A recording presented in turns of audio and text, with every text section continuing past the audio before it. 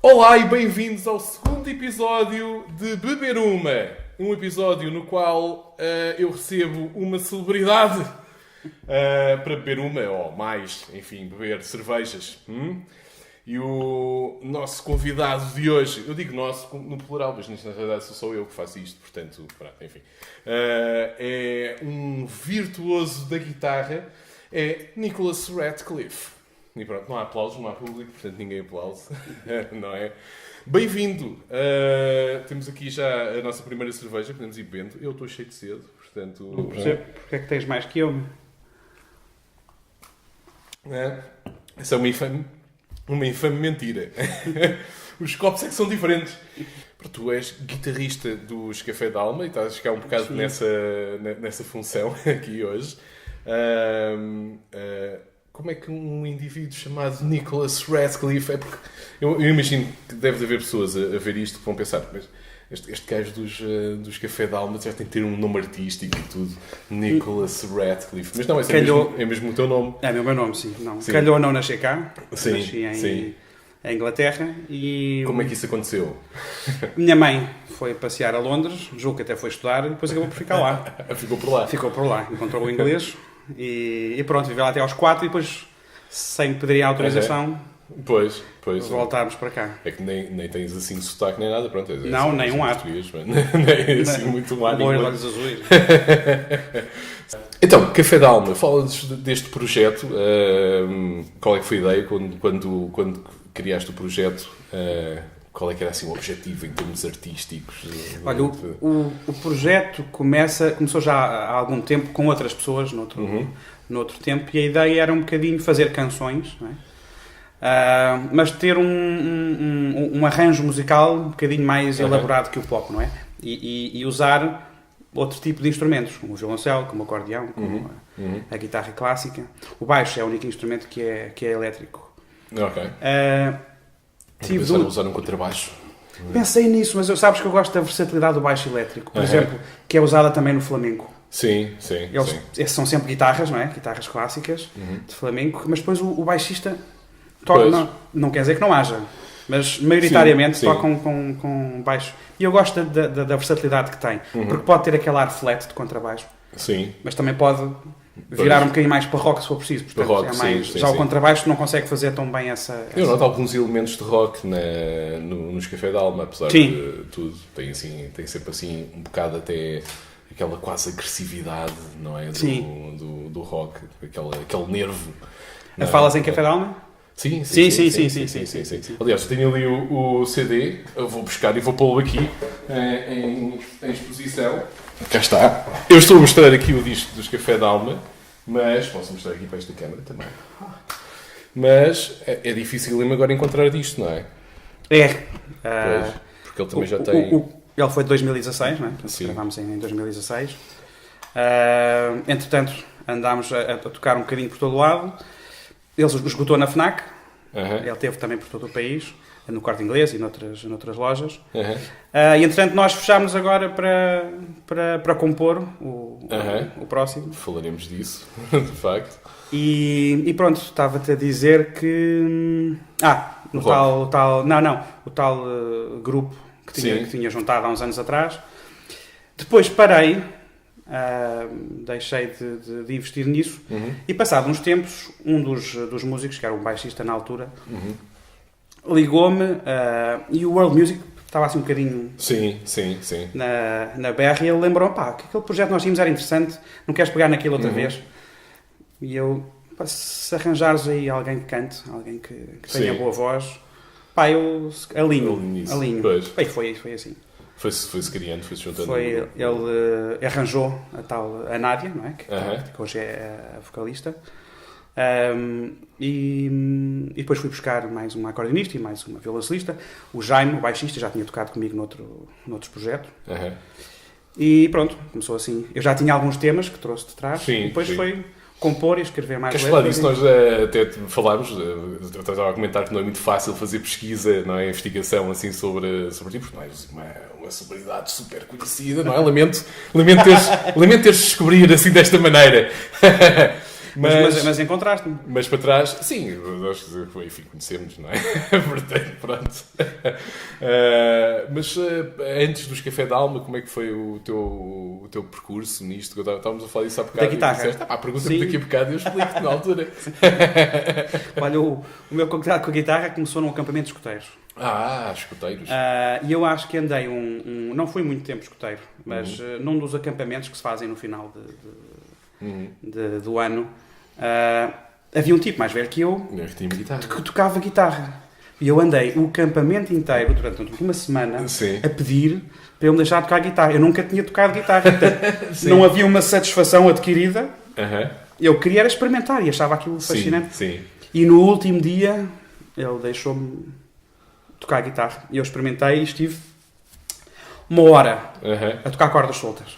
Ok. E fui fascinado com aquilo. Fascinado com o som. Sim. Que eu produzi. Depois lembro-me que não tive depois logo uma guitarra, acho que tive que esperar para fazer anos, ou passou, não me lembro. E a minha mãe ofereceu uma guitarra e vinha com um livro muito fininho e lá dentro tinha um vinil. Sim. E punha o vinil nos giradiscos e a primeira coisa que aquilo dizia era em inglês. Vamos afinar a guitarra.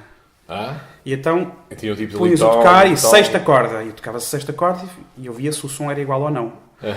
Só me apercebi mais tarde que não é fácil. Sim. Mas eu com alguma facilidade chegava lá. Ok. Hoje, como dou aulas e vejo que os alunos têm muita dificuldade, vou percebendo que não é assim tão fácil. Mas eu de facto tinha alguma queda, não é? Auditiva, pelo menos. Eu chamo de ter ouvido. Exatamente. E depois pronto, depois fui... curiosamente, no livro vinha uma série de músicas americanas, eu nem sequer conhecia as músicas, nem lhes achava grande graça. Então o que fiz foi aprender os acordes e antes de tocar alguma coisa de alguém já estava a fazer as minhas coisas. Pois. Começaste a pensar, este acorde liga bem com este outro acorde. Liga, porque aquela época de músicas fáceis só tinham 2 ou 3 acordes ou 4 e portanto tudo aquilo jogava sempre bem e pelo menos a harmonia estava lá. Depois era uma questão de escrever uma letra e cantarolar uma coisa por cima. Isso é espetacular. E usava aqueles gravadores antigos, não sei se lembras, retangulares. Sim. Os do Spectrum.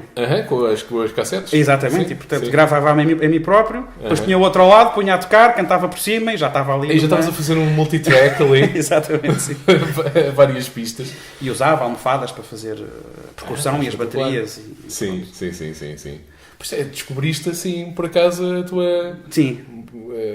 aptidão para a música, digamos. Assim, sim, a minha tia, muito cedo, teria para aqui 7 anos ou 8, começou-me a levar com alguma regularidade à Gulbenkian. Para assistir ao concerto. Aí também poderá ter despertado. E sempre gostei de cantar as músicas. E sempre me apercebi, mesmo antes de tocar... porque há muita gente que ouve música como um todo, não é? E eu conseguiria fragmentar, perceber que havia uma bateria e diferentes partes da bateria, que havia um baixo, que havia um teclado, mas sempre achei que toda a gente conseguiria fazer isso. Até comecei a falar de música com a minha mãe. E pronto. Sim, e influências nessa altura? O que é que... nessa altura dos 7? Não sei, e por aí fora depois. Olha, na altura dos escuteiros, não sei o que é que eu via. Sim. Mas aí já era um bocadinho mais velho, 12 ou 13. Eu acho que o que me despertou foi o rock. Foi. Eu acho que... O Nicholas trouxe uma guitarra e pronto, ele está a postos para demonstrar coisas. Qualquer sugestão. Diz pedidos, posso pedir assim coisas. Mas sim, o rock. Sim, aliás... Deve ter sido para em 86, portanto 87, sim, pai. Eu lembro-me quando saiu, e foi quando eu comecei a perceber que gostava do rock e do som da guitarra e da distorção, foi com aquele famoso tema do The Final Countdown do Zero. Sim. E aquilo vibrava por todo o lado, aquilo era o mundo inteiro a cantar aquilo. O que é engraçado porque quem ouça o Final Countdown, a primeira coisa que chama a atenção até é os teclados. É os teclados, é a guitarra. Sim. Mas logo a seguir veio. Mas depois tem um dos grandes solos de guitarra da história do rock. Do John Norman. Sim. Que era o guitarrista. É um magnífico solo. Sim. E começou, pronto, foi a partir daí. E depois, na rádio, para mim, havia sempre músicas que eram calminhas e músicas que, algumas, mas nem sempre. Por exemplo, havia uma banda que eram as Heart. Sim. Que tocavam uma música bocadinho mais pesada que a Tina Turner, não é? Mas eu fazia ali umas divisões muito minhas, não é? E eu estava sempre à procura dessas que tinham a distorção. Exato. E depois aí lembram-me de começar a prestar atenção nas lojas de CDs. E havia muitas na altura. Como estávamos a dizer há bocadinho. Lá está. Gente, eu agora, de futuro, tenho de andar com a câmera sempre atrás e depois podemos sentar aqui, falamos só, tipo, aproveitamos as nossas conversas normais, mas sim, as lojas disto é uma coisa que está a desaparecer. Sim. Entras na FNAC, não é? Sim. E a secção dos CDs é mínima, não é? É aflitivo. Sim. Tu antes aquela secção toda era só para a música clássica. Pois era. E agora jazz, está ali tudo. Tens um corredorzinho para o jazz. Sim, exatamente. E é tudo no mesmo espaço. Está tudo confinado no mesmo espaço. Pois. E dá que perguntar, onde é que vamos parar, não é? Sim, a culpa não é dos tipos da FNAC, não obviamente, nem é dos tipos do Corte Inglês, é o mercado. Primeiro deve ter começado com o MP3, não é? Sim. Com o tráfego do formato. E agora com o streaming, não é?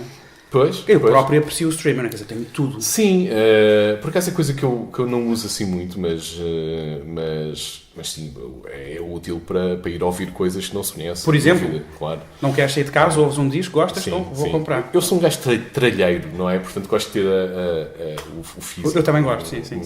Da parte física, mas a verdade é que hoje em dia o CD perdeu um bocado o glamour, não é? Quem quer ter em suporte físico tende a preferir o vinil. E os músicos já não ganham aquilo que ganhavam, não é? O Michael Jackson. Pois, falando disso.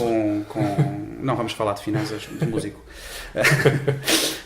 Mas, não, sei lá, no streaming ganha-se miseravelmente por cada vez que passa uma música. Pouquíssimo. Nem sei os valores, lembro-me quando assinei um contrato, lá estava escrito, mas nem vale a pena fazer contas. Fazer contas é isso. Mas o Michael Jackson, com o álbum, deve ser o Thriller. Deve ser, sim. Vendeu milhões e milhões, e portanto... Não sei se ganharia mais em CDs que em espetáculos, mas hoje em dia ganhas com os espetáculos. Mas o facto é que o rock existe e em Café da Alma nota-se, como estavas a dizer. É interessante ver porque há pessoas que conseguem identificar. Curiosamente, são sempre pessoas que, não sei se por terem uma mente mais aberta ou porque ouvem muitas coisas, não é? Conseguem num estilo como este, não é? Mais acústico, mais intimista, reconhecer o rock. Sei lá, coisas como...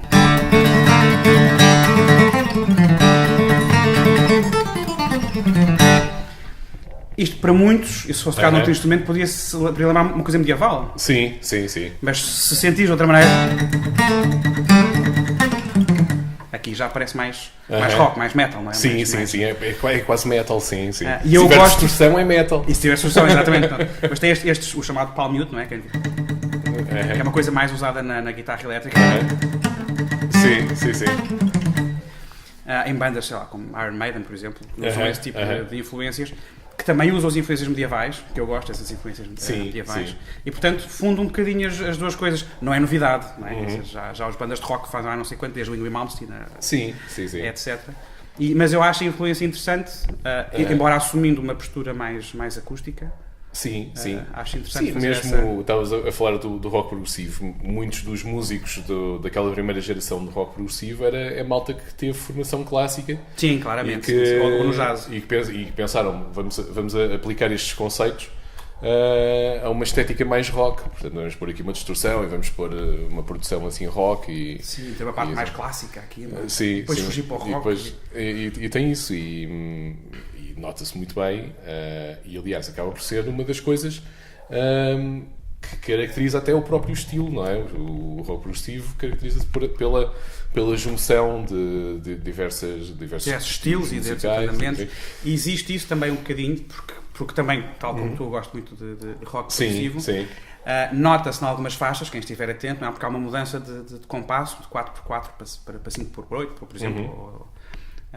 E quem estiver atento sente isso, portanto, não sendo a influência predominante, existem estas pequenas influências. E eu levo-as e vou levando desde o tempo em que comecei a ouvir rock até hoje, e portanto, sempre que posso, gosto disto, deixa-me pôr aqui. Exatamente.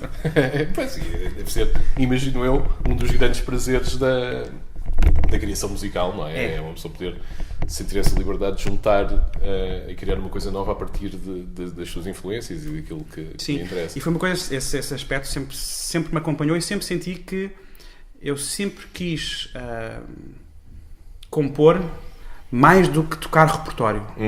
Porque eu depois fui para... Desde logo da primeira vez que... Exatamente, sim. Ainda estavas a ouvir o disco e já não vou tocar nada destas músicas. Mas lembro-me de ter sofrido. Por exemplo, quando eu descobri os acordes do Knockin' on Heaven's Door dos Guns N' Roses... Sim. E fui bater ao quarto da minha irmã, contente, pá, é isto, está igual. E pronto, eu cheguei e toquei, qualquer coisa como... E isto, só porque eu disse, já pode soar ou induzir que é o Knockin' on Heaven's Door. Mas se não estiveres à espera, não vais dizer que isto é o Knockin' on Heaven's Door, é uma sequência de 3 acordes. Okay. E a minha irmã, eu perguntei, estás a ver o que é? Ouviste? Sim, ela. Não. E isso foi uma grande frustração porque, embora tivesse ouvido para a harmonia, ainda não tinha, porque estava no princípio, ainda não tinha conseguido perceber que é diferente de tocar. Estou naquela, e se eu puser uma cartola? Bem, isto já... Exato, já dá para... já se nota. E o tempo foi passando e eu sempre quis fazer, não é? Mas tens que aprender, não é? Claro. É fundamental, percurso. seja com os amigos, e eu tive a sorte, por exemplo, quando estudei na Academia dos Amadores de Música, tive a sorte de ter o professor que é o Fernando Guilmar. O Fernando Guilmar, que eu conheço muito bem. Conheces? Eu conheço o Fernando Guilmar. O Fernando Guilmar tem 2 álbuns. Já era guitarrista do In Loco, que eu tenho aí os discos de In Loco, e depois tem um projeto que eu gosto muito, que é o Strap Zap. Sim. Para mim, o primeiro álbum do Strap Zap é um dos meus álbuns favoritos feitos em Portugal de sempre. Sim. O segundo também é bastante bom. Eu prefiro o primeiro. Mas por uma razão qualquer eu gosto mais do primeiro. Mesmo ao nível de ambiente daquilo. Aquilo para mim... aquilo nota-se que é assim uma coisa portuguesa. Sim. E aquilo parece-me assim, mesmo apesar de ter partes muito melancólicas, aquilo para mim faz-me sempre imaginar assim verões quentes. Aquele disco soa-me assim, tem assim um som quente. Eu imagino os gajos a gravarem aquilo tipo, no meio do Alentejo, lá com um calor valente. Não sei se foi assim que gravaram ou não. Dizer, eu lembro-me de sim, não sei se foi no Alentejo, não sei. Sim. Mas pronto, acho que o Fernando Guilmar, pronto, guitar hero português, assim, sim. É pouco conhecido, lamentavelmente. Mais um. Sim, mais um. Ele com muito mais história e muito mais mérito. Qualquer dia tem cá o Fernando Guilmar também a fazer uma coisa destas. Sim, vale a pena. Sim. Gosto muito do Fernando Guilmar. E eu comecei a ter aulas, aliás, antes de ir para a academia, estive com ele noutra academia, da Arte de Tecnologias, aquelas escolas que eram... começavam com dinheiros da União Europeia e depois lá a direção fazia só dinheiro, depois a escola acabou por fechar, que foi... E eu conheci-o aí. E depois acabei então por ir ter com ela à Academia de Música, comecei a ter aulas com ele. Nunca deixei de compor, mas nunca foi aquela paixão pelo repertório. O que eu queria era perceber como é que funciona a guitarra clássica, adquirir a técnica para depois poderes criar uma coisa, torná-la tua. Exatamente, e sorte, e isso é que eu acho que foi uma grande sorte, porque eu encontrei um professor que não só tinha, obviamente, que era a função dele lá, não é? Que era ensinar a guitarra clássica, era uma pessoa extremamente criativa. Sim. E em espaços, por exemplo, fora da aula, eu ficava a ouvi-lo e ele mostrava-me aquilo que ia fazendo e eu olhando para as partituras que ele escrevia, aquilo na altura ao princípio também era chinês. Mas o Fernando? Sim. E portanto apanhei o Strap Zap na fase em que estava a compor. Pá, ficava fascinado com aquilo. Sim. Não, e de alguma maneira identificava-me com aquilo. Não estando de todo ao nível, não é? Estava a começar, pá, ficava fascinado e ele ia mostrando e depois perguntava-me o que é que eu achava, por exemplo, e eu... Lá está. Mas porque o Fernando é também ele um grande apreciador de rock progressivo. Sim. E foi por aí que eu conheci o Fernando. Sim. Porque a malta conhece, há uma comunidade do prog, há uma comunidade do prog em Portugal. E ele é um grande apreciador de rock progressivo antigo. Aliás, conheci algumas coisas com ele, por exemplo, há uma banda chamada Os Fintos. Estava precisamente a pensar nos Fintos. Eu conheci os Fintos com o Fernando, não fazia ideia... Beyond não sei que Expression, não é? Assim, Beyond Expression, e depois há o Galleons of Time, ok, assim uma coisa. Acho que ainda há outro, não é? Acho que ainda há São de 76, mas eu conheço melhor esse. Sim, os gajos o primeiro. Sim, exatamente. Gravado em 76. Sim. É um disco fantástico. O Beyond Expression acho que são holandeses também. São holandeses, sim. E pronto, vamos agora para a segunda, uma Stout Tsunami, não é? Tu tens jeitinho. É? Obrigado. Estávamos a falar um bocado do teu percurso académico, digamos, na guitarra. Calculo que o resto do pessoal da banda também eles têm formação clássica, calculo. Não. Aliás, é uma coisa muito, muito interessante. eu gosto de trabalhar com pessoas que, embora tenham formação clássica, vão beber outras coisas. Porque o ensino da música clássica é um bocadinho castrador. Ok. E também depende dos teus objetivos na música clássica, não é? Claro, Porque, se uma pessoa quiser tocar para uma orquestra, pronto. eu sinto que a música clássica, tirando depois quem segue composição, as pessoas que estudam música clássica tocam e perpetuam a música que já foi feita, não é? E isso é fundamental, não é? Senão não teríamos acesso aos grandes compositores, não é? E eles, é o que fazem. Mas não há um incentivo à criatividade, não é? E a portanto isso é um bocado ao contrário do jazz, por exemplo, que é o extremo oposto. Sim.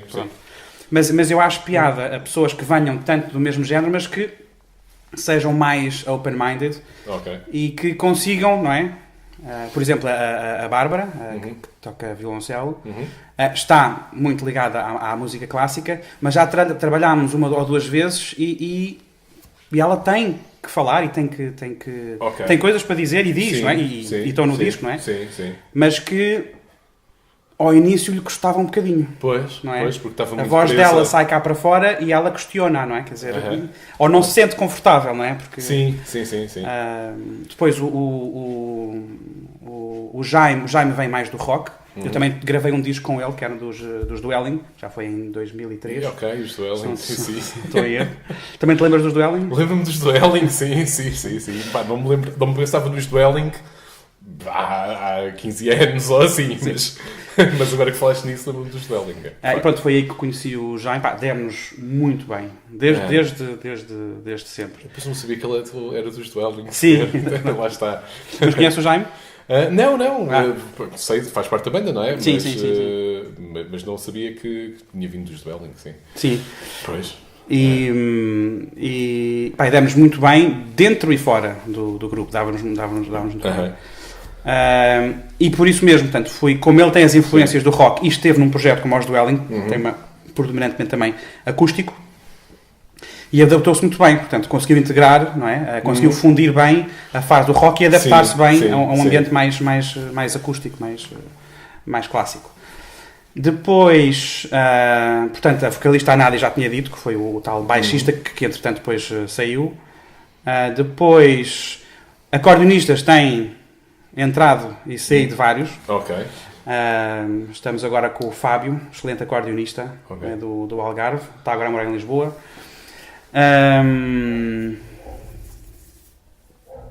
E eu. Pronto. Sim.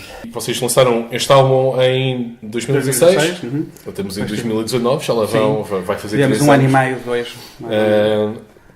Tenho estado a trabalhar em algo assim para o futuro. Eu tenho acompanhado o vosso Facebook e tem havido no ano passado e agora já este ano mais uns quantos, uns misteriosos cafés que têm estado a tomar com pessoas de vários padrões artísticos. Isso é para o novo álbum? Sim. Queres levantar um pouco o véu para usar uma frase feita? E não estrangeira. Eu sempre gostei agora que tenho esta coisa das entrevistas, vou aproveitar para meter estas frases feitas que os entrevistadores de vez em quando põem. Queres levantar um pouco o véu sobre o novo trabalho? Vamos a isso. Então, o que aconteceu com o primeiro disco, que é o que acontece com muitos, vou escrever sobre o amor, ou sobre o ódio, ou sobre a raiva, ou a frustração, ou portanto, temas aqui e ali, sobre pessoas, ou sobre acontecimentos. E neste disco apeteceu-me fazer uma coisa diferente, não inovadora, porque já foi feita 50 mil vezes, que é fazer um álbum temático. Um álbum conceptual. À boa maneira prog. Do prog, exatamente. Ia pensando e numa noite, em conversa com o Jaime, começámos a pensar, eu queria uma coisa tipo, imagina fazermos sobre os Lusíadas. Mas depois vou ter que estudar os Lusíadas outra vez e depois ter que justificar tudo aquilo e mais alguma coisa. E, portanto, não era fácil e os Lusíadas já lá vão. E então ele, do nada, lembrou-se, podíamos fazer sobre as artes. naquela classificação que é a clássica das Mas 7. há várias. E não são só 7, são pá, 11 ou 12 ou 13. Pronto. E vai mudando. Vai variando. Vai variando, sim. Até sim. isso é complicado. Me avisado, vamos uma coisa menos complicada. Agora há um monte de classificações, o que é que a gente utiliza? Sim. E pareceu-me bem enaltecer as artes. E pareceu-me bem falar das artes e trazer a cultura um bocadinho cá mais para cima. Foi a ideia, que na altura me pareceu megalómana, e ao Jaime também, que era associar a cada arte um artista. Um embaixador de cada uma das artes. Sim. E alguém com provas dadas. Não é? Ok. Aquilo ficámos a pensar. Eu jamais também não achou a ideia interessante, mas tal como eu, acho que fosse um bocadinho de pé atrás, como... E eu tenho esta coisa de... Como é que a gente vai conseguir falar? Exatamente. As pessoas havia um certo receio. E eu tenho esta coisa de, se eu meto uma coisa na cabeça... Foi a mesma coisa que o primeiro disco. Se eu vou fazer isto, vou até ao fim.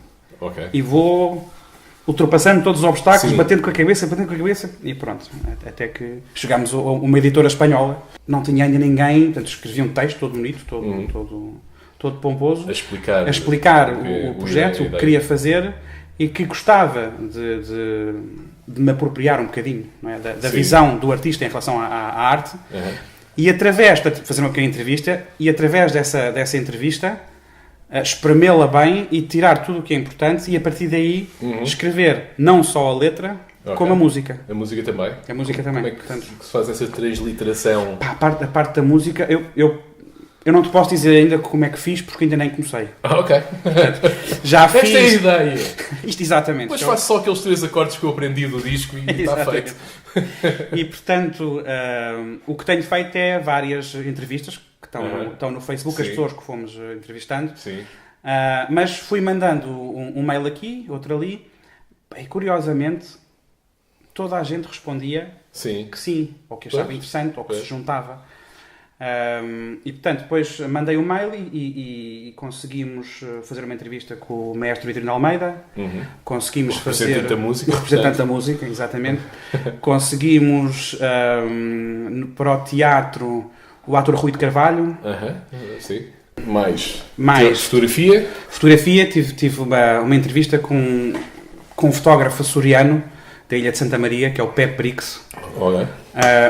Pessoa extraordinária, com um percurso extraordinário, muito ligado ao mar. Ganha um prémio de fotojornalismo, esteve em alto mar, na pesca acho que era do bacalhau, sim. Durante 3 meses, foi uma vez a terra para ir buscar comida fresca, e o resto, e o que ele conta dessa experiência, a ligação dele com o mar e aos Açores, e a importância que ele dá à fotografia e a todos nós, que achamos que somos fotógrafos porque temos um telefone bom na mão e para ele conta mais a experiência, não é? Porque ele não... A sensação que eu tenho, ou que eu fiquei, é que ele não é aquela fotografia que tira fotografias disto e daquilo, não. Ele tira fotografias a uma experiência. E isso é brutalmente enriquecedor, tanto para ele como para mim, na entrevista que saí de lá, extasiado. Mas e fazer música a partir disso? É um desafio? E curiosamente, todas as pessoas me estão sempre a dizer o mesmo. Como é que vais fazer isso? Pois imagino. Isso é difícil, não estou a ver. Imagino. Chegas assim ao pé de um fotógrafo, nesse caso, e ele diz, isto é uma ideia muito engraçada, mas eu estou aqui a falar disto. Como é que isto se vai transformar numa música? Interessa-me o lado emocional. Não é? Claro. Interessa-me...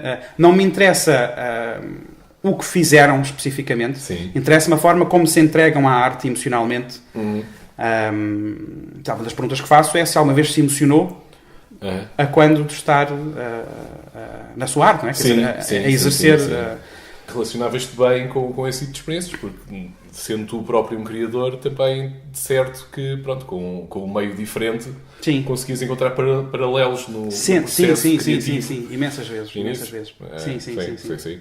Costumas-te emocionar quando estás no processo de criação, já. No processo de criação? Sim. É porque eu ia perguntar isso. Se o processo de criação presta-se a esse tipo de coisa, ou é uma parte mais clínica, digamos, e mais... processo de composição. Técnico, o processo de composição, em que de certa maneira uma pessoa ganha um distanciamento porque está a pensar em coisas, ou se E depois, então, emocionar-se com o resultado final, ou ouvir depois o que é que foi feito. Ou se o processo de criação também já vai buscar... Também depende, suponho eu, não é? De como é que a pessoa aborda o processo criativo. Sim. O meu, pelo menos... é mais emocional? Não é ser mais emocional. Há um lado que é mais intuitivo, não é? Que é o que eu costumo dizer, ouvimos vozes cá dentro. Okay. Então eu ouço essas vozes cá dentro e tento... Às vezes frustro-me, outras vezes não. Portanto... Devo ficar preocupado agora? Não. Estás a dizer que ouves vozes na tua cabeça? Eu sei aqui umas coisas cá dentro e depois tento passá-las cá para a guitarra. Principalmente quando bebo cerveja. As vozes ficam alto. Desta especificamente. Isto inspira. E é um misto disso. E eu prefiro que a música venha daí, porque vem cá dentro. E outras vezes há a tua experiência como músico. Sim. Que te diz que se fizeres isto vai soar bem. Não é? Portanto, se fores por aqui, vais ser arrojado. Há quem não vá gostar, há quem vá gostar. Portanto, sim.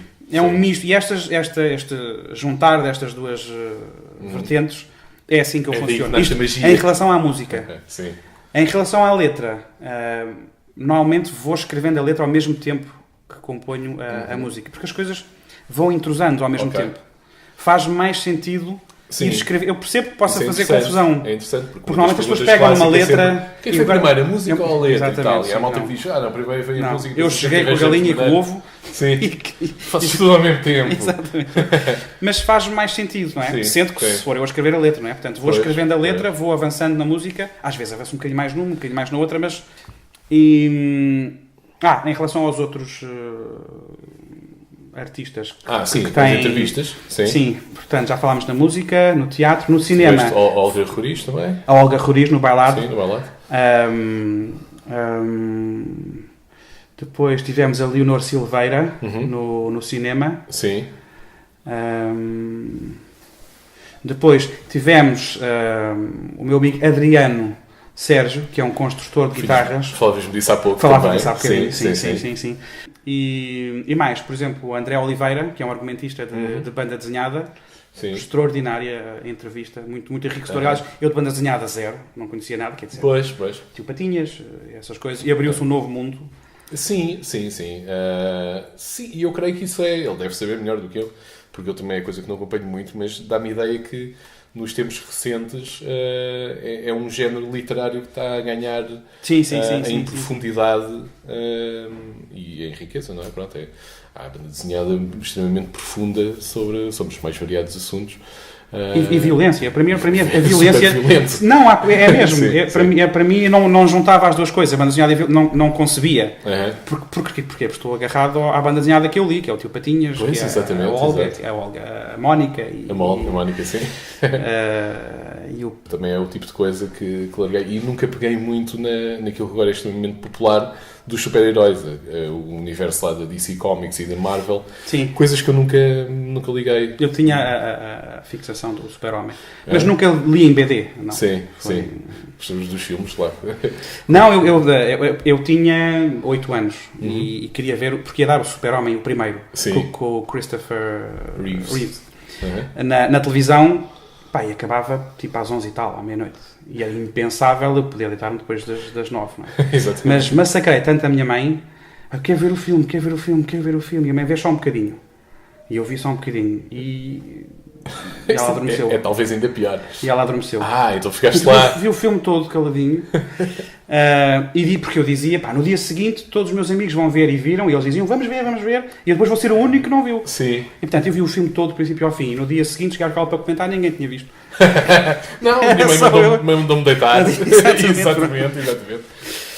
Mas se calhar, e ficaste um fã do Super-Homem desde isso. Sim. Mas foi por causa desse caráter, misto, caráter transgressor da própria ocasião em que viste o... Sim, completamente. Aliás, mas eu vi o filme e aquelas imagens dele a voar, aquilo era real. Sim.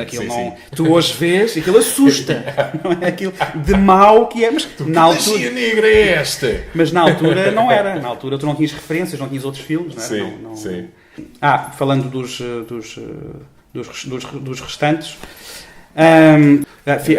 o João Cotileiro. João Cotileiro a mim sempre me pareceu assim um tipo meio agitador e tal, assim, um gajo Provocador. Meio... Sim, provocador, sim. Talvez, sim. Sim. É, ficaste com essa impressão da entrevista dele? Ou... Talvez um bocadinho, sim. Sim. Talvez um bocadinho, Já tinha uma certa idade para já essa altura. tem 81. Pois. Mas foi muito simpática em nos receber e receber-nos em casa. Pá, e a casa é pequenas estátuas dele por todo lado. Portanto, ele é um museu. É um museu, casa-museu? É casa-museu. Sim, pá, é casa-museu. É extraordinário. O Afonso Cruz foi o último, o escritor. Também uma pessoa extraordinária, com muito para dizer. Sim. Bom, é bom que tenha o dom da palavra, não é? Tem. É uma pessoa que começou a escrever aos 37 anos. Sim, é um late bloomer estrangeiro. Sim, e pá, escreveu 10 ou 11 livros, não sei, e todos eles ganham prémios. Então, temos aqui a terceira. Esta é a Deep Kick. É uma IPA. Esta é super aromática. Já a primeira era, digo eu, com possibilidades. A primeira era, só que a primeira é mais seca e tem aquele final com aquela salinidade das algas. Pronto, faz lembrar o mar. Esta é mesmo tipo intensa nos lúpulos. Tens assim, tipo, mesmo quando no sabor ela é tipo quase espessa dos lúpulos, não é? Assim. Gosto mais desta do que da primeira. Ok. Não sei se... mas gosto da primeira. Pronto. Tu agora és professor de música também. Sim, é? já. Como é que é essa vida da pedagogia musical? Olha, eu comecei a dar aulas, mal sabia tocar guitarra. A sério? Sim, eu comecei a tocar guitarra aos 15 ou 16 e aos 17. Mas de guitarra? De guitarra, sim. Quer dizer, o que eu fazia era ensinar o que sabia. Não é? Mas cobrava dinheiro por essas aulas, porque estava a dar aulas. Aquilo que mais me tem fascinado ao longo dos anos é o brilho nos olhos dos alunos quando tocam aquilo que querem. Sim. Pá, eu estou a tocar aquilo que ouço. Ok. E isso é o que acontece, isto falo nas aulas particulares, não é? Quando estudas música clássica ou estudas jazz, não és tu que escolhes o repertório, não é? Tens o repertório que tens que tocar e pronto. Agora, a outro nível, não é? Quer dizer, tu queres começar a ter aulas de guitarra. Vais para uma escola de música e vais aprender. Sim. A maior parte das vezes, no sistema deles, ou aquilo que o professor entende como se sou eu que mando nas minhas aulas, eu quero que o aluno toque aquilo que ouve. Claro que vai ter que passar por algumas coisas, mas, por exemplo, sei lá, se gosta de uma banda qualquer de rock, mas não tem técnica ainda, mas se calhar pode ver a melodia da voz. Ok. Não é? Portanto, nota a nota, está a tocar e, portanto, está a viver aquilo que gosta. Sim. E, portanto, nessa altura, quando o aluno está a tocar... Isso é uma abordagem... Pois, eu imagino que isso deve funcionar, deve fazer maravilhas pelo entusiasmo. Claro, porque eu acho que é isso mesmo, não é? Pois. Porque, de repente, atirar um miúdo para uma coisa que ele não gosta mesmo pode ser um incentivo a ele desistir da música. Pois. Não é? Mas também é preciso ver também... Depende do aluno, porque há alunos que têm maior sensibilidade que outros. Há outros que até gostam de música clássica e não se importam. Sim. E eu, claro, agarro bem esses alunos, porque não está enraizado na cultura portuguesa a música erudita, não está. Pois. Sim. Eu, tive essa sorte de ter essa ligação, mas as pessoas com o tempo têm cruzado ouvem música clássica ou porque aprenderam a ouvir, ou porque alguém os mostrou, ou foram a um concerto, ou num evento qualquer e ficaram fascinados com aquilo e, portanto, depois acabam por gostar. E sim, pronto, Não te acontece aparecer lá a malta que gosta de coisas super foleiras e más e tens de estar ali? Não, tive um aluno, não foi numa aula particular, foi numa escola onde dou aulas. Não posso ter a profissão, mas teria alguma graça. Não posso, principalmente... Hoje, que está a acontecer, há eventos dramáticos que andam a acontecer pelo país, numa determinada zona, uma zona complicada, que chegou e disse, quero aprender a tocar guitarra, mas é por causa das meninas. Exatamente. Mas assumido. Claro. Logo, na primeira aula. Mas tu antes isso a mal, é que a maior parte, se calhar, deles é com isso. Eu não levo a mal a intenção das pessoas. O que eu achei piada foi a frontalidade. Exatamente. Com que... Isso é de valorizar, acho eu. Porque eu acho que eu teria vergonha. Daquela... Eu teria, no lugar dele, se a minha intenção fosse chegar a ter uma E tu naquela, Uma mas namorada? o que é que gostavas de tocar? Qualquer coisa desde que traga gajas. E pronto, fiquei assim um bocadinho... foi um exemplo curioso. E conseguiste personalizar assim o estudo de maneira a maximizar a Não, eficácia? ele teve uma aula e não voltou. Pronto. Pois. Não o fiz de propósito. Quer dizer, não fomos ficar aqui a aprender uma coisa difícil que eu não gosto deste aluno. Não, comecei com tantos outros, com uma coisa mais simples, acessível. E pronto, não voltou. Deve ter achado difícil. Não é? Pois, isto não compensa. Não compensa. De certeza que eu arranjo maneiras mais fáceis. Mais fácil, exatamente. Pois, porque é um compromisso grande. Há de tudo, sei lá. E eu dou aulas dos 0 aos 99. Portanto, tenho exemplos de alunos, já com 70 e 80, que são exemplo de determinação extraordinária. Nunca tinham tocado? Que nunca tinham tocado. Sempre aos 75 ou aos 74.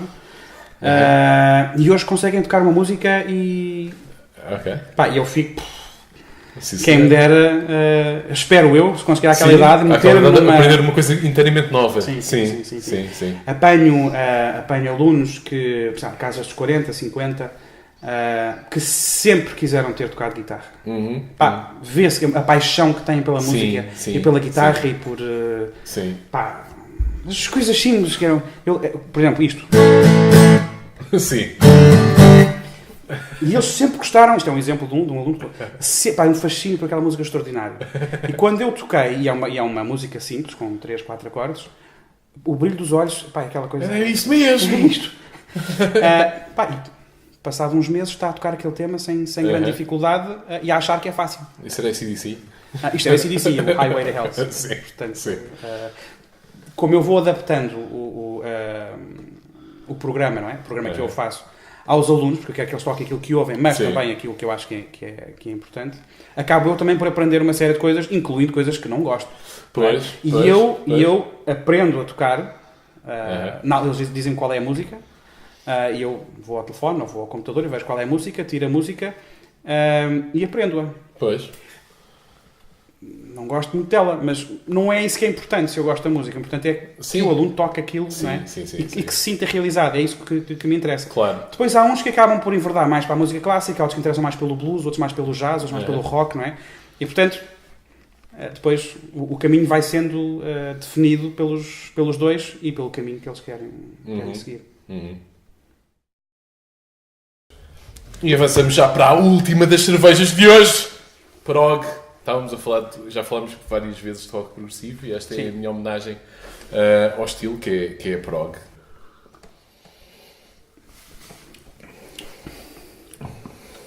Eu gosto porque tem aquela... Pois tu fizeste. Sim, está bem, mas eu também faço muita merda, a sério. Só em garrafas boas. Só em garrafas boas. Só em garrafas boas. E tu fazes as garrafas? Não, só em garrafas. Não, eu percebi, mas fazes as garrafas também, os rótulos. Faço os rótulos, é tudo. O design é feito. Pronto, não faço as garrafas propriamente ditas, embora acho que o trabalhar o vidro deve ser uma arte fascinante. E o prog faz-me lembrar, eu estive à procura no YouTube e há uma música que tu tens, que é de resto a última música do álbum dos Café d'Alma. Tu escreveste isso para um rapaz, não é? Queres falar um bocado dessa história? O Diogo, sim. O Diogo Soares. Isto foi numa página de Facebook. Não sei como é que foi parar à minha, mas alguém deve ter deixado um like. Na página desse rapaz, do Diogo, que tinha um cancro na tíbia. Mas a página era gerida por uma professora de português dele. E os posts eram giros. Faziam piadas. Por exemplo, não me lembro exatamente, mas eles dizem que o rabanete faz baixar os valores não sei de quê. Pronto, então aqui vai disto. Em vez daquela energia negativa que às vezes é inevitável, eu acredito que seja. Sim, claro. E tinha essa cor, não é? E isso, achei alguma piada, então fui seguindo o Diogo. E eu às vezes dava por mim a pensar, um dia, se calhar quando for mais velho, vou-me dedicar um bocadinho mais a estas causas, estas pessoas, ou estar mais presente, ou estar mais... De repente deu-me assim um flash, Pensei, porquê? Porquê esperar por ser mais velho? Porquê não agora, não é? Exato, Porquê exato, exato. Pronto, e se pensei, eu fiz. Escrevi uma música, enviei a música, portanto, filmei-a, enviei, não publiquei, nem disse nada, aliás, filmei-me de cabeça cortada. Sim. Sim, sem não querendo qualquer tipo de publicidade. Do lado de lá, houve um miúdo que recebeu uma música, houve um miúdo que gostou da música, e aquilo que eu queria era que uma criança que está naquelas condições conseguisse ter um minuto no seu dia com alguma coisa que lhe é 100% dedicada. É para ti, é só para ti, não é para ninguém, é uma coisa que é só para ti, é tua. E como eu escrevi no vídeo, tu fazes parte do meu dia, porque eu ia acompanhando no Facebook, eu também quero que faças parte do meu. Portanto, e eu quero fazer parte do teu também. Portanto, escrevi a música, enviei. Os pais também ficaram muito sensibilizados. Eu, de facto, não o conhecia de lado nenhum. Fui ter com ele, no Porto. E toquei-lhe a música, estive com os pais. E foi puxado, para mim, emocionalmente, não é? Sim. Um rapaz tão querido, tão simpático, tão e adorava futebol. Não é de facto o meu forte o futebol. Gostava muito do Futebol Clube do Porto e gostava muito de uma francesinha especial que se come em Gaia. E portanto, na despedida ficámos de ir comer uma francesinha em Gaia. O tempo passou e acabámos por não poder comer a francesinha, infelizmente. Podes ir lá e comer a francesinha. Mas fui. Fui com os pais dele. Pronto. E pronto, fomos comer a tal francesinha. Era de facto boa. Era boa? Diogo, 5 estrelas. E pronto, viu a história dessa música. Passa um bocadinho por aí. Se calhar vou pedir para despedires assim o programa, fechares o programa hoje com isso, com essa música. Obrigado por teres cá vindo. Quando tiveres o álbum pronto a sair, falamos outra vez. Quando é que achas que sai? Boa pergunta. Eu gostava que fosse este ano, vamos ver. Este ano? Sim. Porque ainda tens umas entrevistas para fazer. Tenho mais 3. Diz-me que ainda a composição ainda está numa fase muito inicial, não é? Sim. Não, a composição em si ainda não começou. Pronto, então ainda temos entrevistas e analisar as entrevistas. Isto tudo, gravar, editar. Sim. Vamos ver. Está bem, se não for este ano, no próximo estás cá outra vez. Sim. E falamos mais um bocadinho. Muito obrigado. E vamos embora. Eu sei.